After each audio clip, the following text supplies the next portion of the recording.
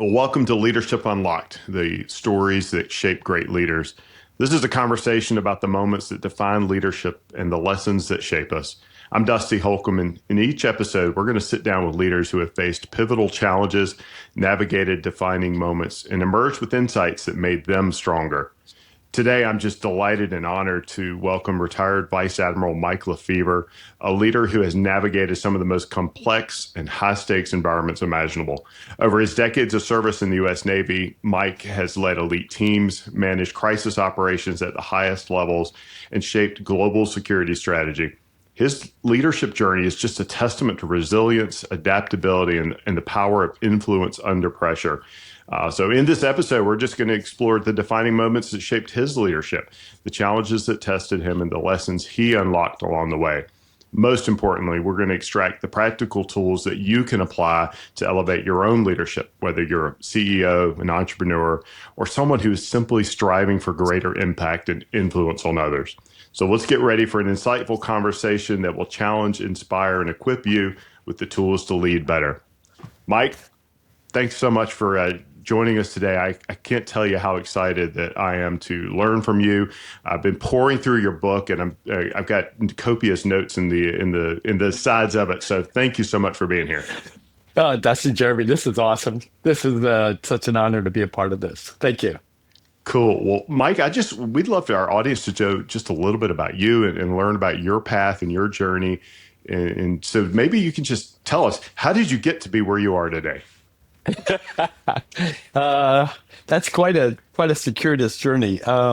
Went to the Naval Academy, left there as a surface warfare officer, had the wonderful luxury of having different assignments, command at every level of the ship, at a squadron, two different strike groups, then later two different joint task force overseas in war zones. Where my career took kind of an interesting twist is when I had a strike group, 5,500 Marines.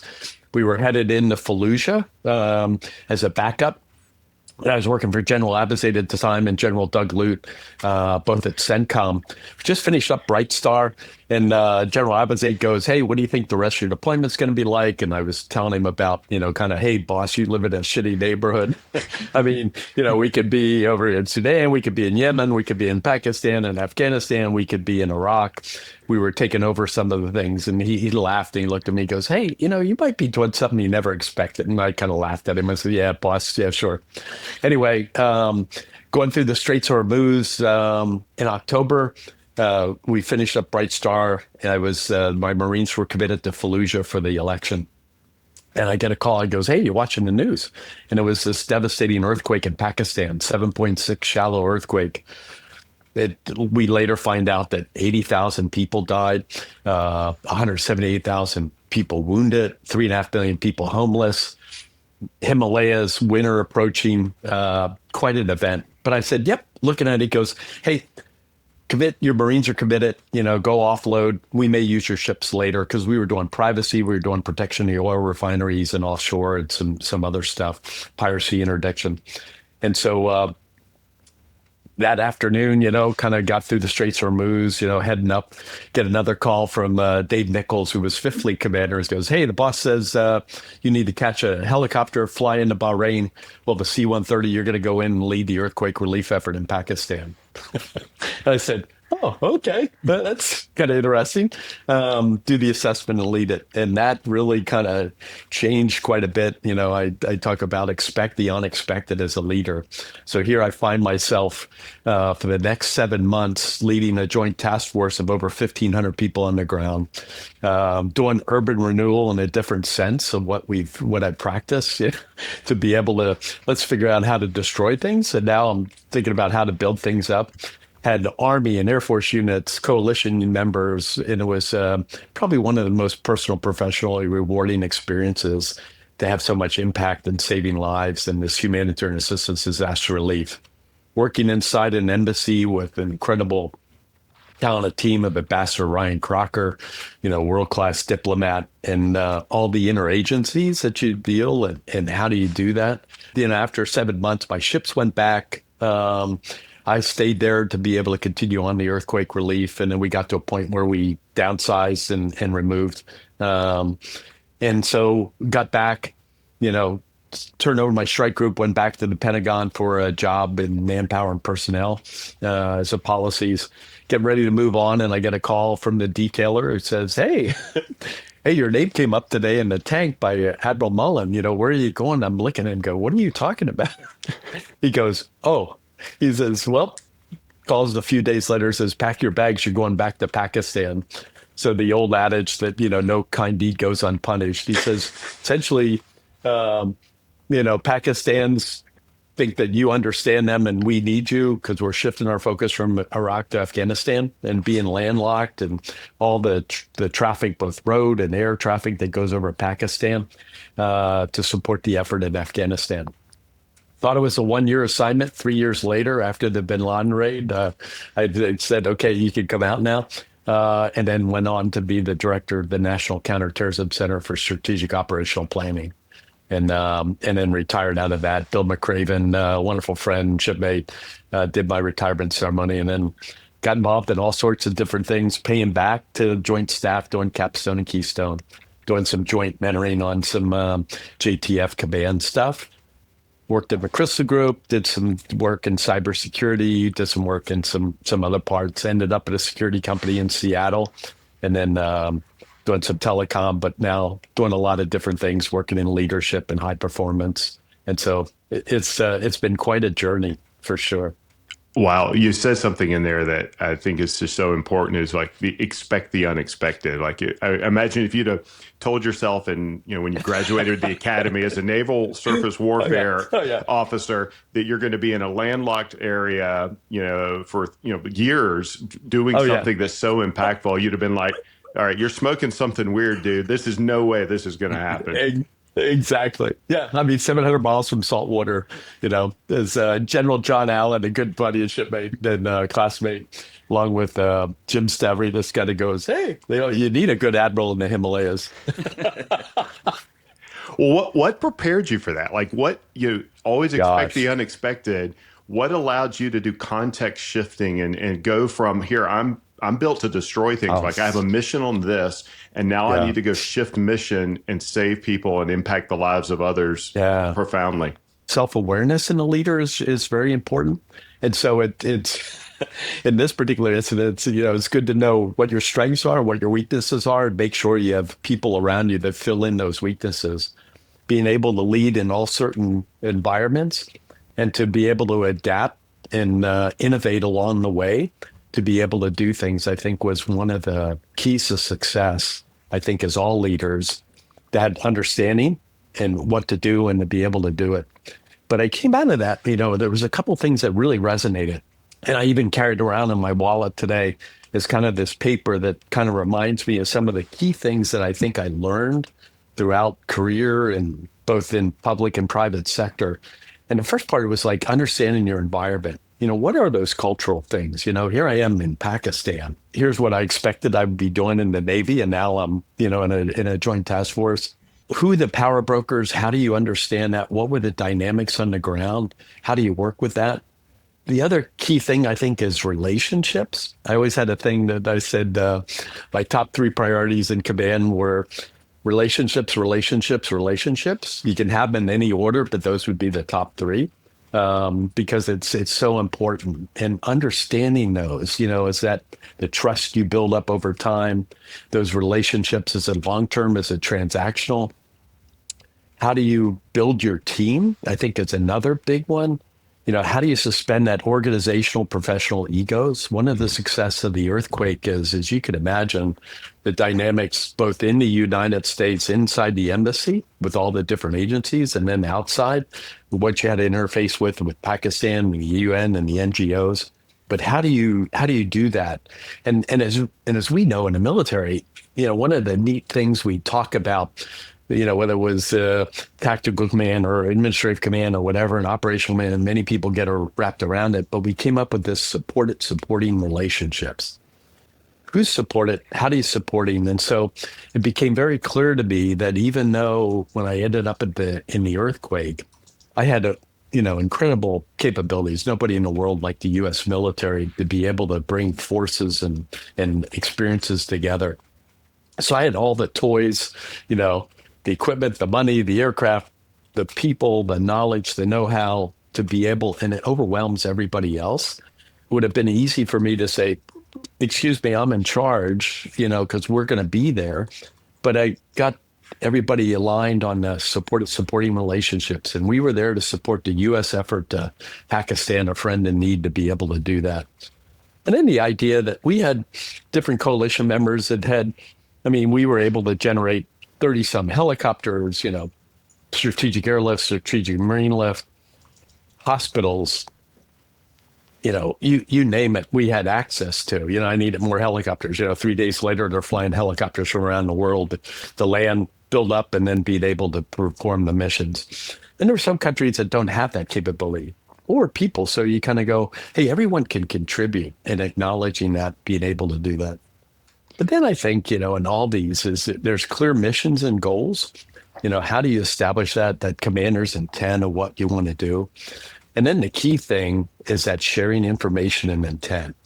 How do you make sure, because if you're going to empower people, and that's the best way, I hated being micromanaged, and that was one of the key things. How do you break down silos, but sharing that information and intent to be able to give people good guidance, and then the accountability. And so those things, like those, 5, 6 things that just resonate with me all the time, that basic leadership principles and essence of leadership that we all learn. But these were the things that I learned as I was growing up and had great leaders and bad leaders to learn from. You said something there at the end, great leaders and bad leaders that you learn from. You learn from both, right? We take these experiences and we go, yeah, I never want to do that, or I want to do more of that. Let me take those tools Correct. and put in my toolbox, which is really what we want to do here, is give people tools. I love that you carry something in your wallet. So you took these lessons and you said, I know for me, I would have had to say, I'm an idiot and I need to remember these things. I have a feeling that you're going, I got nuggets and pearls of wisdom here and I want to carry these. But when you go into self-awareness, like, I'm here to learn, I'm here to guide, I need to know what I don't know. It's pretty powerful, and it really does serve, a broad audience as you impact the lives of others. Maybe as you were walking through that, Mike, and maybe any of your experiences, across like your broad leadership swath, what is something that you went in expecting a situation and a reaction, a guidance, and then you had to dynamically shift and learn and adjust on the fly?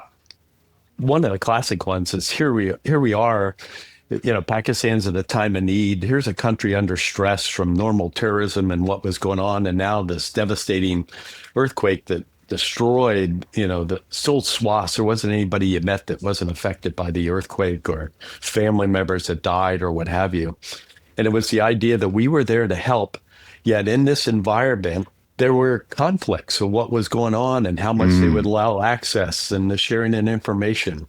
The idea that you learn quickly that I didn't have the knowledge and history to do it. But in the first rounds of tea with some of my counterparts in the Pakistan Army, Navy, or Air Force, they would remind me about the Pressler Amendment. And boy, I kind of go, what? I go back, freaking, and it was a time when, when Pakistan, after India tested a nuclear weapon, they tested it. And so we cut off all foreign aid. We towed ships out of their harbor. We threw people out of schools. And we lost a generation of folks from Pakistan that have this very antagonistic animosity towards the U.S. for what they did to them and their families during that period. So it was dealing with kind of almost this, bipolar country, kind of people that studied in the U.S. and liked us and enjoyed us and could understand a little bit. And then there was the other part that was like, hey, what are you here for? And what are you going to be doing? And so sitting in that dynamic and watching that was quite interesting. You talked about the book Endgame First, and it stems from a conversation with General Abizade, that you'll be doing something completely unexpected. But he and Doug Lute came in the country about a couple of weeks after on the ground. I'm doing an assessment, and he goes, "Hey, Mike, we have a bad habit of sending troops places and never getting out of it. He says, what's your exit strategy? I'm kind of looking at him like, holy shit, boss, I just got here, Can you give me a little, I was flowing in forces. We grew from 7 people on the ground to like over 1,500 plus a lot of backstopping from CENTCOM and around the world, Transcom. But it was prescient in that, and he says, hey, here's your goals, and provide humanitarian relief and improve U.S.-PAC relations. And it was just, he says, you need any more guidance? I go, well, I was smart enough to know that, no, I don't need any more than that. I'll work in those boundaries. But the idea was prescient in that everything was centered around there. And so this idea of, even though, again, we had all this technology and forces, was how do you work with and through Pakistan and the Pakistan military that really ran the country to be able to reinforce them, even though at times it was difficult because there were some things we could offer that they didn't accept right away, and they had to kind of, take it over themselves. And those were some tough environments. But how do you work through that dynamic to have that end state, that end goal in mind? Hey, this is what we need to do. And it led to, okay, hey, congratulations, you're going back to Pakistan. You're not sitting there thinking about an exit strategy when you're trying to, motivate forces, Yes. get everybody focused on it, but like crystallizing it and clarifying, oh, here's what we're going to achieve. Here's our vision. This is a path we're walking, and then being able to keep that end in mind. It's one of the things I like so much about the book, because we talk a lot of times with folks that we work with about the ability to connect dots for our team members and for those that we lead and that we serve. Here are your goals. Got it, boss. I'm ready to go. Now I can keep everything focused.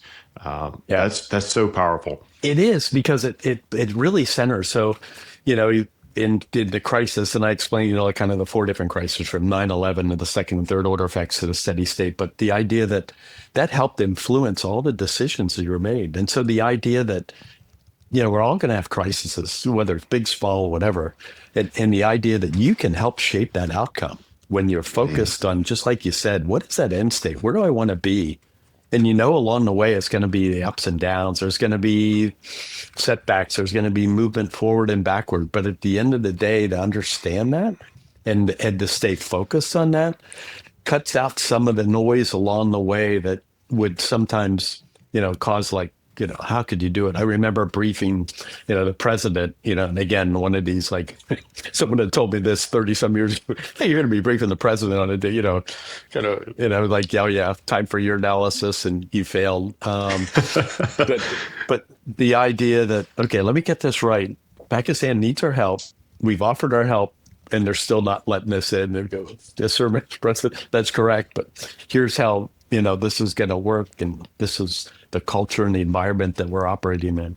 But having to go through that and keep in focus and, hey, this is what we intend to do to be able to get going. The dynamic you're focusing on and having the end in mind is you're in a creative dynamic as opposed to a reactionary victim's mentality where I have to respond to an environment. Instead, I have a goal. I have choice. I have the power of agency here. I need to be making decisions that guide this path. Navigating these things in the spirit of the unknown, like when you're having tea, how do you create that clarity and that approach of creation of clarity when you're actively thinking about this is where I'm trying to go? Being willing to listen. What I found fascinating, and I think we all start out, it's a kind of an interesting thing. I think as we were, junior officers or junior whatever in leadership roles, as you mature, you learn these things about being able that not everything's a black and white or a 1 and a 0. It's all these different shades of gray. And how do you continue to work through those and still focus, kind of on that strategic? Because we all love to do the stuff that we know, the tactical, and then, the maturity of the operational and strategic. And boy, I found myself there as an instrument of what we were trying to achieve for a friend in need, to have them support us in the counterterrorism fight. We needed them to be able to do that. But along the way, there were these bumps and uncertainty and unpredictability in the environment, and what, one day, what you thought was going to be your schedule or what you thought was agreed to, and now all of a sudden is upside down. And how do you continue to be almost resilient in that, to be able to understand that and to be able to adapt to the environment and know what was coming. But there were many times it was like, wow. I would tell people, I think those environments, it was the most unpredictable, uncertain environment I ever operated in. I mean, I used to love to go to Afghanistan or Iraq because I knew it was going to a war zone. Like, okay, I know this. I know how this is going to work. But boy, Pakistan was like one of these weird things that, like, they acted normal, but yet things were happening all over the country and they were under quite a bit of exurgent. And what I learned through those moments was, as leaders, is self-care. Because if you're going to take care of people, you really need to take care of yourself. So for me, it was working out every day. It was trying to get, kind of my mental health break, as I call it. That self-awareness that we talked about, understanding those strengths and weaknesses. I think self-talk, there are so many times as leaders, we think of the bad, and so that self-talk is, how do we shape, or how do we form, how do we get rid of those negative thoughts to be focused on what we can achieve, that, and the power of visualization and understanding that, and then staying connected with people and environments. Leaders, at times you feel, gosh, you're alone and unafraid that you're the only one that's done that. You realize that, there's quite a network out there that people are facing some of the similar challenges, whether it's public or private, but it's how refreshing to be able to rely on people and to be connected with them. And that resiliency, I think, was important as you kind of learn to adapt to the curveballs that were thrown your way and stay focused on that end state. You talk about self-care, and I'll fully admit that I'm knowing it cognitively and then choosing to do it can be two different things. Yes, sure can. Especially, so it's a challenge. And then the ability to curate a network where it's okay to call someone and say, yes, I don't have the answers.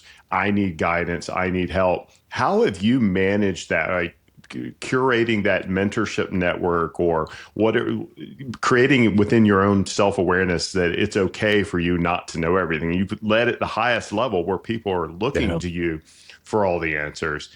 What's been your approach to curating that network of people that you can call? One of the key attributes of a good leader is the kind of that humility, that self-awareness, but also the vulnerabilities, that we're all human. We're all going to make mistakes. And I think I learned that at growing up or at an early age, and I made so many mistakes. And I had leaders that would kind of acknowledge that, kind of, hey, this is what we do. We all fail. Hopefully it wasn't anything drastic. What do you learn from that? And then how do you apply it and then make it enduring so you don't do it again? But I think that trust and that vulnerabilities and being able to share and understanding that, and also knowing that you're not going to be the smartest person in the room. If you are, you're probably in the wrong room. You need to leave because you're in the wrong room. And having those people around to be able to support and help you and help shape that. One of the quotes that I always love to use, I thought it was Churchill, but it was actually a Patton quote, that essentially says, when two people are thinking alike, somebody's not thinking. And it's such a great reminder of that diversity of thought and having the right people in the room, and who should be in the room that isn't, to be able to bring them in, to be able to, as leaders, to create that environment to allow people to be able to share their knowledge, wisdom, and share their input. You need folks to kind of tell you when the emperor doesn't have clothes, that, hey, this is going to be an ugly one, or to be able to do that. And I always found that diversity of thought and having those experiences gives you that best approach to solve the problems at hand. I mean, I couldn't agree with you more, but soon as you start reading your own and buying into your own press clippings, like there's a problem. You're set up for failure. Big time. We've all been around people that kind of like, oh, I don't need your input, and kind of like, most kind of watch you kind of like, oh, I can't wait to watch this failure. Yeah, pop some popcorn. Be spectacular. Jeremy, I know you're chomping at the bit, so dying to jump in. So please fire away, my friend. I have tons of thoughts and questions here. Thanks for passing it over, Dusty. What jumped out to me as you talked about your wallet, sir, was clarity, right? To take those leadership lessons, those things that guide you, those principles, and be able to fit them on something that goes into your wallet, to me speaks to clarity, right? You've taken the time to think over your career and distill them down and put them something that you can carry every day. For me, that's something I wrote down immediately is, hey, I'm learning from that one. I'm putting something in my wallet. So I appreciate that. Through the course of your career, and I've got a little guilty knowledge because we've had some mentorship calls in the past, but you've made the transition from a warfighter to a statesman, from a sailor to a CEO. As you hit those transition points, what was your approach from primarily a leadership perspective? And I ask that for some of our followers who will jump from high-level leadership position to another one, but sometimes in a separate field. What was your approach as you made those transitions? Jeremy, that's a great question. I think one of the things, the foundation, and I think, as we talked about, is the wonderful thing that leadership's always a kind of a learn. I read each day to kind of even learn more, just learning from you as well. But the idea that those principles of leadership that served you well along the path, those are the things that are going to shape it. And good leadership, regardless of the environment you're in, whether it's a public or private sector, I think ring true, and they are the foundation pieces. I think early on, one of the things that was kind of interesting, I had folks would say, oh, hey, Captain, you run a great ship. And, I'd look around the wardroom and I go, well, I'm pretty lucky because I got these incredible men and women that are, making this so easy for me or whatever. But you realize how important leadership is and what it means. But that idea, also the idea of taking care of people, then, everything else takes care of itself pretty much. And the idea that as a leader, you're always on, and people are always looking to you for that guidance, for that North Star of, how do you approach things? How do you respond to things? How do you react? Do you pick up that piece of paper that was, dropped in the hallway that, and put away so somebody forgot about it? Little things like that, and how you behave, that trust and integrity that people look for, and that guiding light. It's what we talked about a little bit earlier, the vulnerability, and knowing that, hey, you're not going to know everything, and how do you do that? But I think the idea that the leadership principles are and how you lead and how you take care of people, I think are universal. And it's applying and adapting to that kind of industry or command that you're currently at. You said something else earlier that made me smile because it's a conversation that Dusty and I have quite frequently as we mix his corporate business experience with my military experience, which is commander's intent. So as you made the jump to CEO, how would you explain commander's intent in more of a business-like environment? Yeah, again, it's setting that, what is that long range? Where do we want to be? Where do you want people to be focused on? At the end of the day, what is that? And it takes a while, it's quite as you know, Jeremy and Dusty, that you've both led at incredible levels, that idea to be able to capture it in essence, to make it simplified and kind of reinforce it across the company, the command, whatever the case may be, that everybody kind of understands that, okay, this is where we're headed.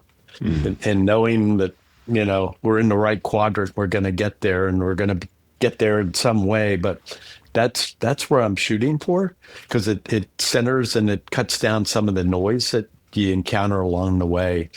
And it puts everything in perspective of kind of, okay, this is where we're going to go. But okay, this is a little setback. How do I adjust? How do I learn from this? How do I move forward? That was a no, but that was only the first no. How do we maneuver to be able to still get into the right?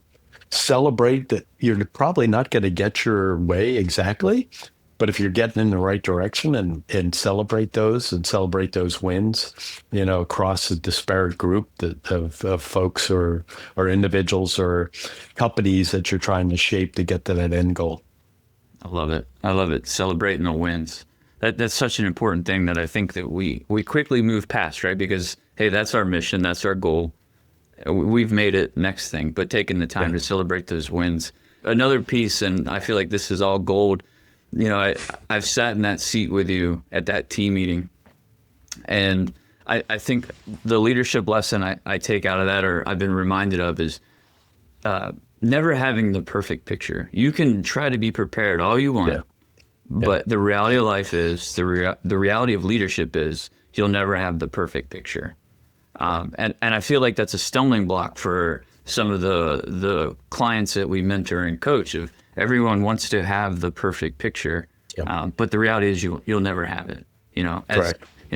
Senior military officer, as a CEO, analysis paralysis is a real thing. Do you have any hacks or life lessons to say, like, hey, how am I going to get through this thing? And I think I'm going to go on a limb, and I want to say, I bet your first answer is people, right? Relationships. But I'm wondering, how else would you crack that nut? Stay focused.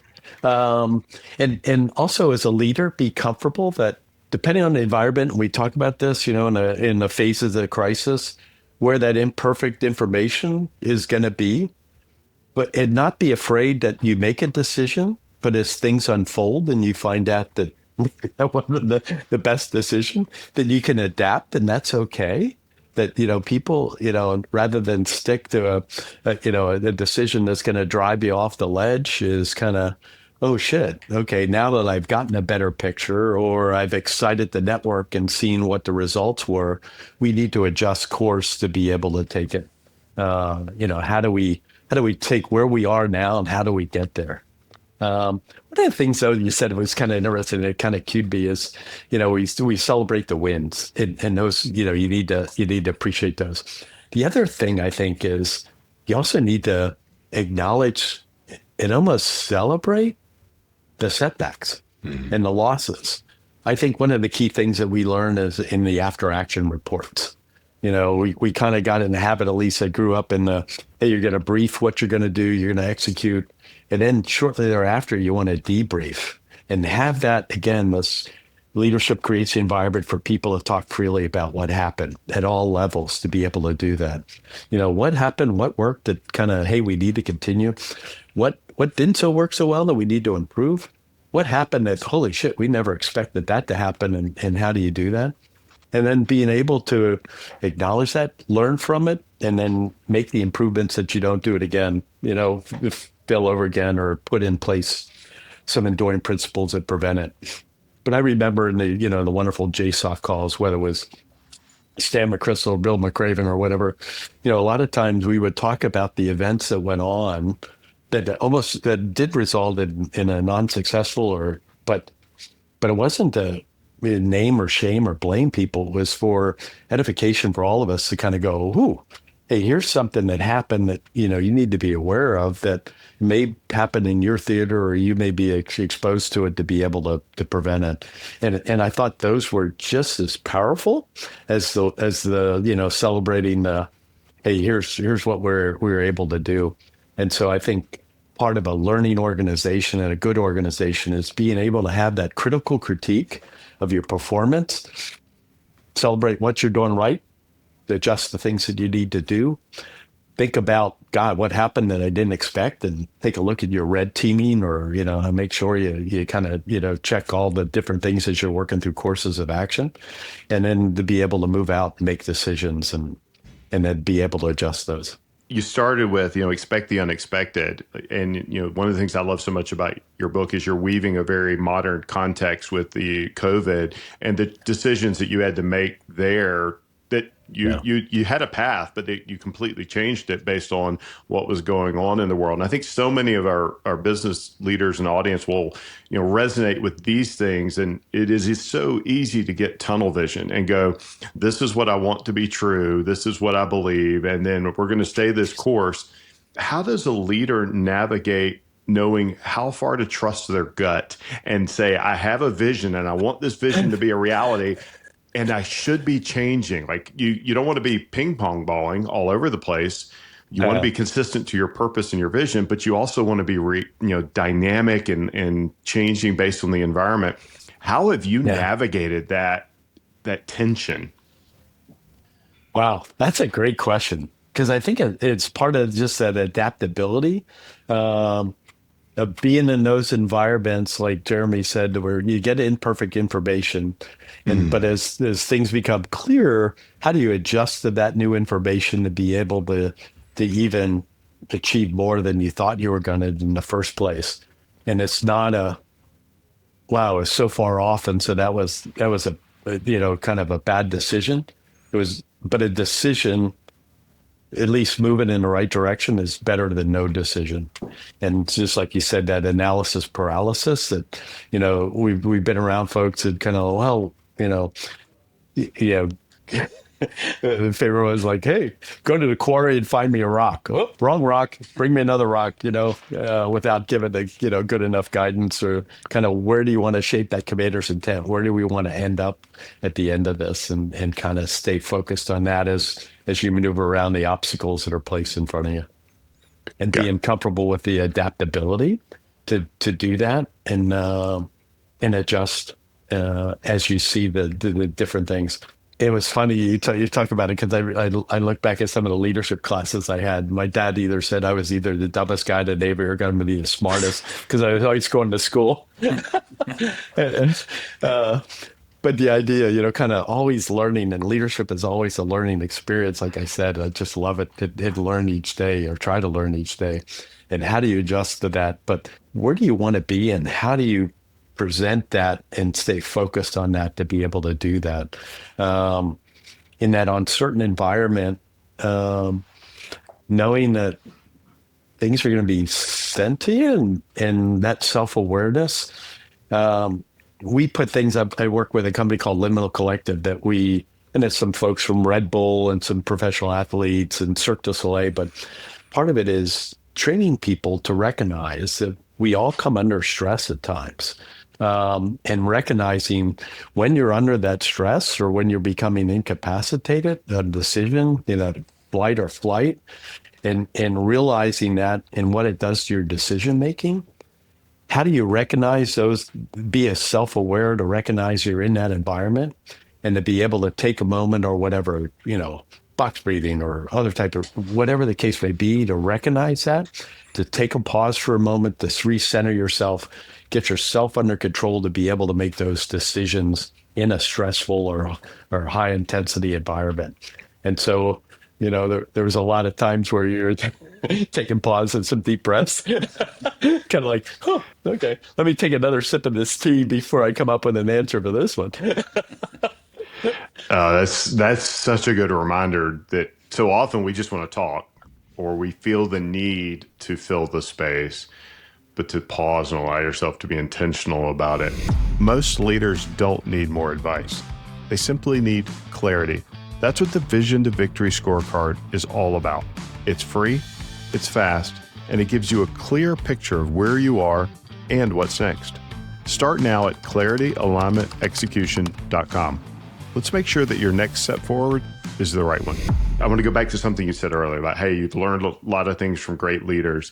Yeah. What's a lesson or two from people that you've interfaced with through your career where you went, under no circumstances do I want that tool in my tool belt? I'm not going to be this leader. So I don't, it's not fun to talk about the negative stuff, but I think it's good lessons learned. What's an example or a tool or two that you said, I'm not going to be that guy or that, that leader in my style? A couple of good ones, and it relates to some of the stuff we talked about. People fixated that we're going to do it my way or the highway and not be open to any input or suggestion to how to improve it. That's probably one of the big ones. The other one is micromanagement. I was never one that really enjoyed that. But, you get to a point where every time you walk in the door with a message or an idea and it's, basically summarily dismissed or, recrafted over time, you're kind of like, okay, why am I here? Or what value do I add it? And so there's almost a self-worth of, I don't feel like I'm contributing to anything here. And so being aligned with that. And then probably another one is the treatment of people, how we either learn or correct it, folks, or mistakes. Shooting the messenger when, it's just a messenger. And so what does that do to the environment that then puts everybody on edge that you never bring the boss, he or she, bad news? And boy, that, like we said, that leads you down this terrible path that, you're doomed for failure. if you create those environments. Thanks for illuminating those because they seem so simple, but they're like you're always paying attention to what's going on. And you said something a minute ago, which like it's so true, but it's hard to remember is that everything we do, every behavior is a leadership behavior Yeah. when we're responsible for others. And so they're paying attention to those things that you may not be aware of, whether it's you're frustrated, Right. your lack of sleep, going back to self-care. Those are leadership principles to take care of yourself, but also because of how they're going to manifest and how you lead other people. Okay. And it makes so much of a difference. So if you're sitting here now, you're wise, you've got all this knowledge and skills and capabilities. If you could tap your graduating ensign self on the shoulder and give a lesson or two that would have now reflecting back made an impact in a younger self's leadership, what lesson or two would you pass along that you wish you'd known when you finished at the academy or at some point in your first command? We talked a little bit about maturity and leadership. I think as you come out, you kind of like, the world was like, boy, like for Navy guys, like, well, how could that ship have collided, or how could they have done that? And and then you get out there and you realize you're like, holy shit, by the grace of God, by goes me. And the idea that being able to capture those moments and realize there are many factors that go into success and building the culture of the unit or a command that leads to success or improvements across the board. So I think the biggest one would be not so judgmental of other person's successes or failures, to be able to put in perspective of all the different factors that go into either an event that didn't end well or an event that went well. And I think sometimes you kind of like, well, geez, how could that have happened? If that was a good, good, whatever, seamanship or nautical or warfighting skills, that would have never happened. How could they have ever let that go? And then you realize that, wow, there are so many different factors that go into different events and the surrounding issues that influence those external and internal things that are going on that influence how a particular outcome came. And then realizing that in some of these, there could have been stops along the line where one decision or one check could have altered the outcome of that particular event just by, and what caused that person not to speak up about it, or what was it that people got fixated on an account that, that ended up. So those were always fascinating. And I always I did a lot of work at the Strategic Studies Group and some others talking about command and control and leadership and how decisions are shaped or how you get focused on different things and end up going down a course and just being aware of that as you're going through that process and decision making and creating that culture and environment for your company or command. Mike, what's your practice or your process of reflection? Like, how do you capture these lessons learned and instill and install them into your future growth? I think, we talked about AARs, and I think it's an idea that, we all, as we all grew up, one of the things that also mentoring or counseling folks, you had certain people that were almost more self-critical than themselves. And they were more critical of themselves than you could ever be as a leader, point out, things to improve. And those were, and you had to almost worry about them. It's like, okay, that's great. And you are critical, but you really are doing some great things here. So don't be too critical on yourself. As opposed to those that were like, oh, I think I'm doing this great. and in fact, it's not so good that, what you're doing. Again, almost this mental AAR of events that go on. Like, like after this podcast, I'll go back and go, oh, shit, I wish I had said that.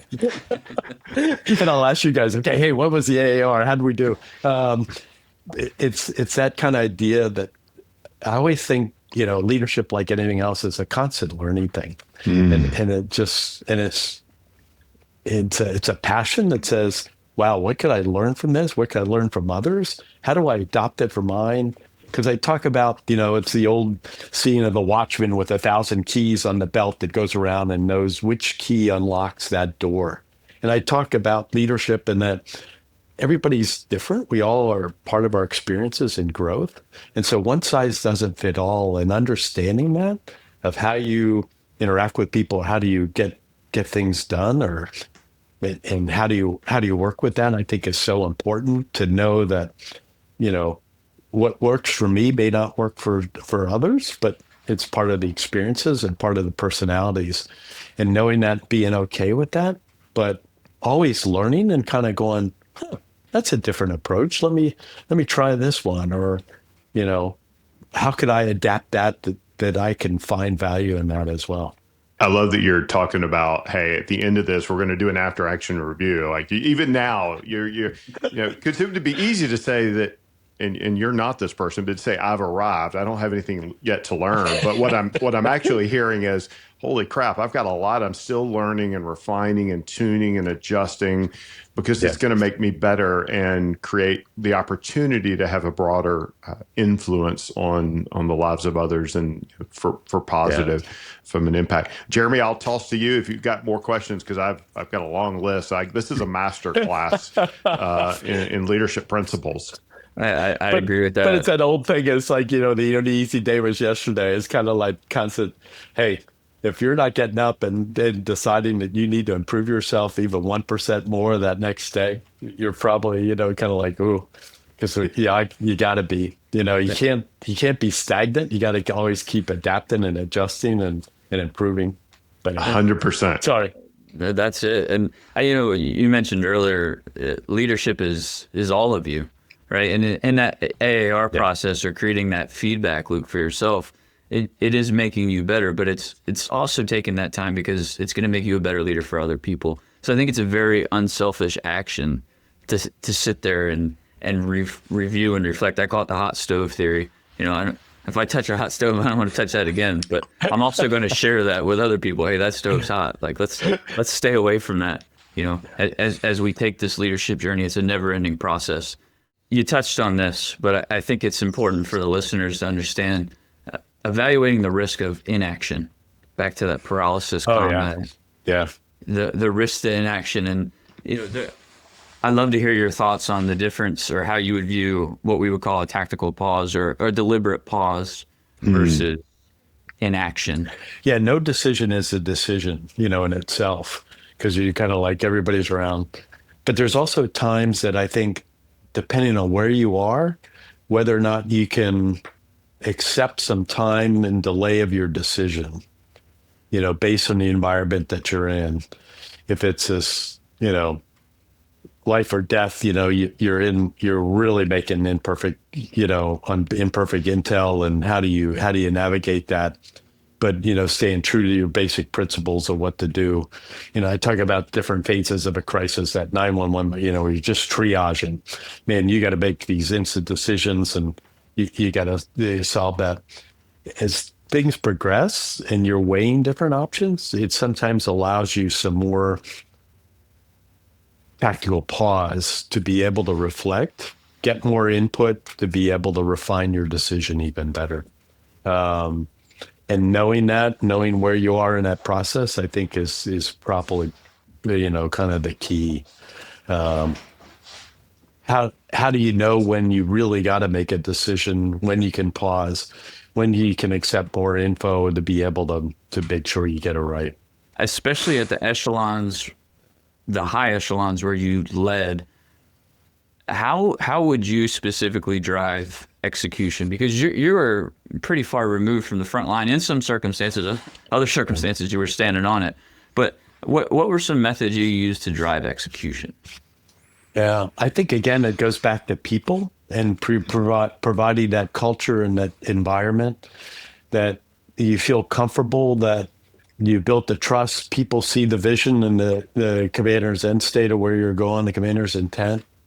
You have given them that information. You've given them the idea of how you like things, and they've either seen you or been around you to know how you, kind of ensure the values of what those decisions are being made, and then empowering them and then let them go in, to a point where there is risk in that.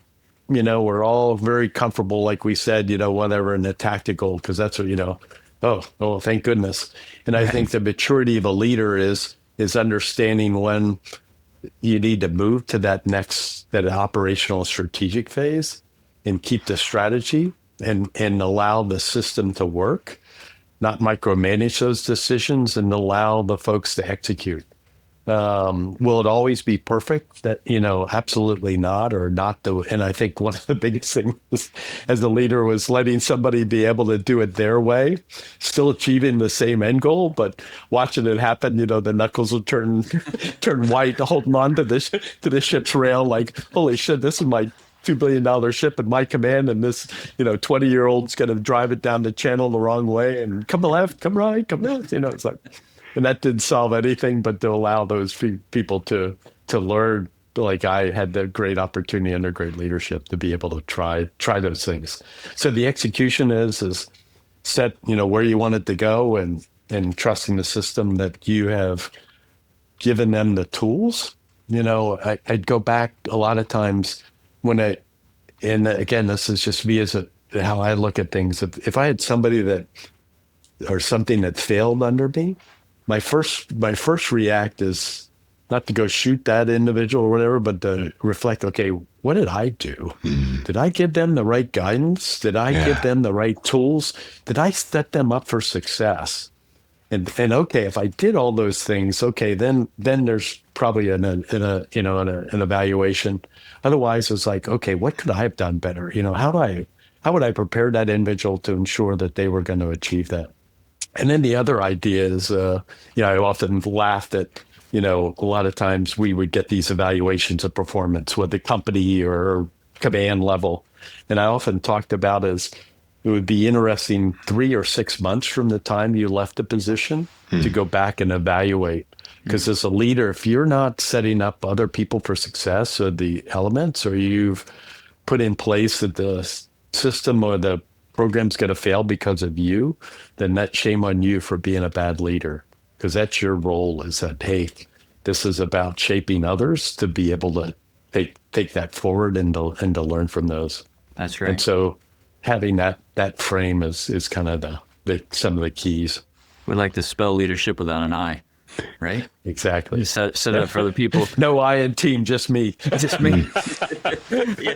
I think there's another fantastic lesson in there that resonates with me, which is letting your teams, as long as it's not at risk to them or risk to the mission, let them skin their knees a little bit, right? Let them learn those hard lessons, because if we protect them from them, they'll never sink in. And I've had some fantastic bosses that, knew I was going down the wrong trail, but he knew it wasn't going to kill me or get someone killed. Yep. So, hey, go learn that hard lesson, Exactly. And that's tough from a leadership perspective. Because tough. It's going to cost time, and it's going to hurt egos, and it's going to reflect in some way, shape, or form. But to your last point, you're growing better leaders. It's not about you. Mike, so I'm gonna go kind of rapid fire on you. I want to be super respectful of your time, but I could talk for 12 more hours and feel like I've barely scratched the surface of the lessons that you have to convey. So just a couple quick questions here. What's a book that you think every leader should read? Or what's a book that you've read that you think, man, this is standard issue, or it should be standard issue for someone who wants to have impact on others? Wow, that's a great question, because there's so many of them out there. But I will tell you that my dear friend and just a great leader, Bill McRaven, has had a couple, just some great books out there, and Lesson of the Bullfrog or whatever is just resonates so wonderfully, and how he tells a story and how he associates with some of his successes and failures. I'm reading Mike Vicker's books right now, All Means Available, and it's just interesting. It's how people approach problem sets and how they solved it and what they were dealing with. So it's hard to say one book, but it's kind of this constant, what is it that I can learn from other people about leadership? So, do I take it then that you're a constant reader? You're always just taking in new information? Yeah, no judge. I do a lot of audiobooks. Not at all. Same. I don't know how I ever read as much as I did before audiobooks. Time must have been different Exactly. back in the day or something.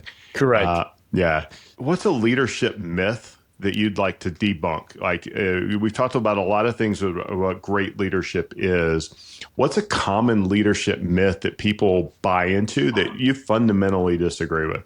What's running through my mind as a dual-edged sword is that how much effect you as a leader has on shaping the culture and the environment. But at the same time, it's not all about you, and it's about the people and shaping the people that really make it a success, that you've created that culture that allows those people to, because of micromanagement, kind of like, it's kind of like what, just give them good boundaries and let them go, and they'll probably end up a shitload better than what you would have done. But it's that idea that it's a dual-edged sword that, that just because you're the leader, it's the greatest thing ever. It's all because of you. You do have a lot of input on that, but it's also a lot about the people that you've shaped to be able to carry on that makes it even better, and allowing them to excel and use their strengths to even improve on what you could have ever done by yourself. I'm going to have to reflect on that one because you're right. And I've never thought about it that way before. Yeah. I've thought a lot about, hey, if I set the right example or if I, do these things, I'm intentionally curating a culture that I want, but it's not about me. Like, Yeah. so, oh, Yeah. that's a tough one.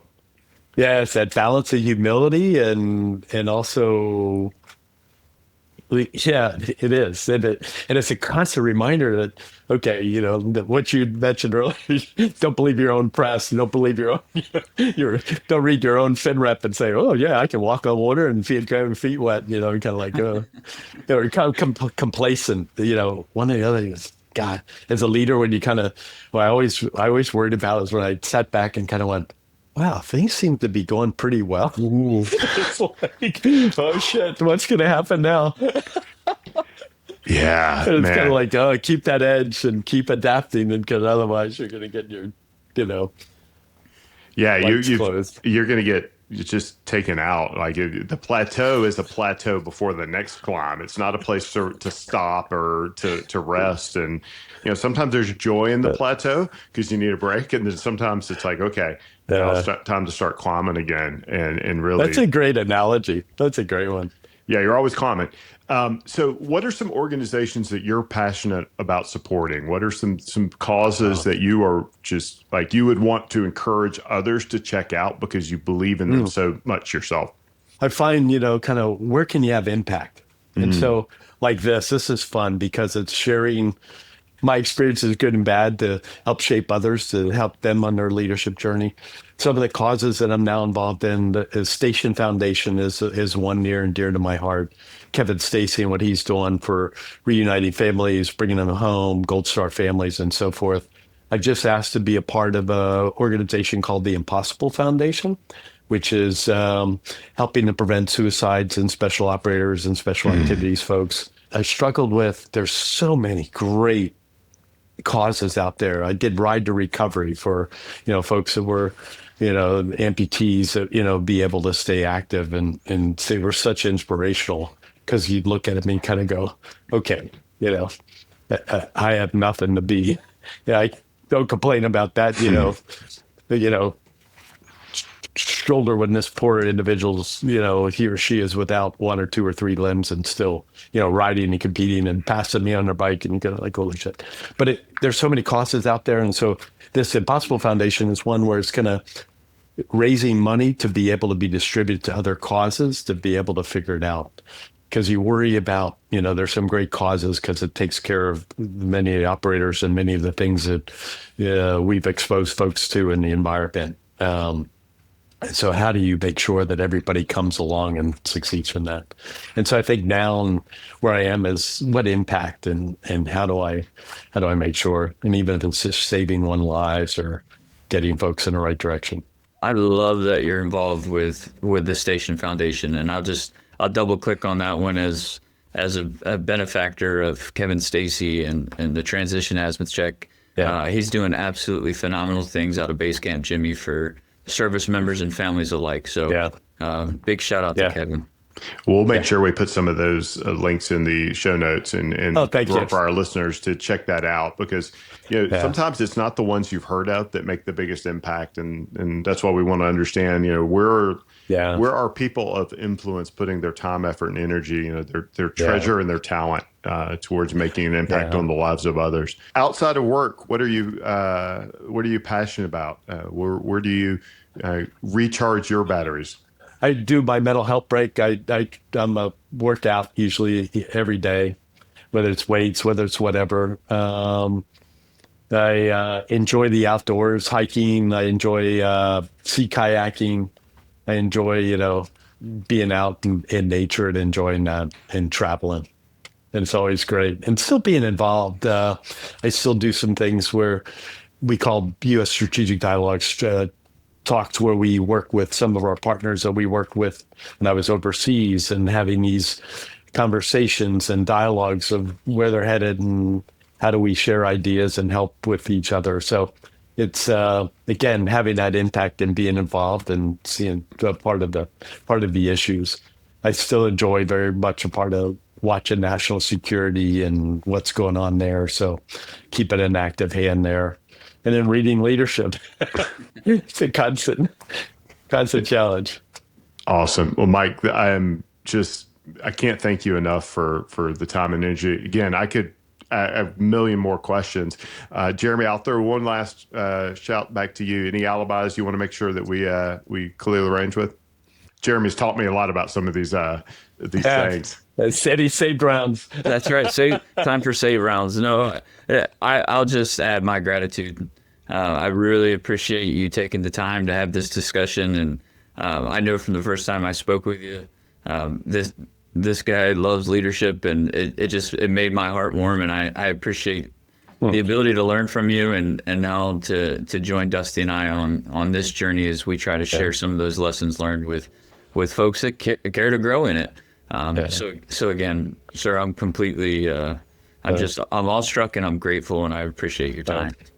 Well, thank you. I'm humbled by it as well, and can't wait to listen to the other leaders that you'll have on and yourselves, and how we can learn from each other. It's awesome. Thank you. Thank you, Mike. Appreciate you so much. And we'll make sure we do a little after action review and learn from it. So thank you so much. All right. Appreciate it. If today's episode gave you something to think about, something to apply, then there's more where that came from. Head over to arcusgroup.com and sign up for our newsletter. It's where we share tools, insights, and our leadership frameworks to help you lead with more clarity, more alignment, and more impact. No fluff, just what helps you lead better. Thanks for tuning in. See you next time on Leadership Unlocked.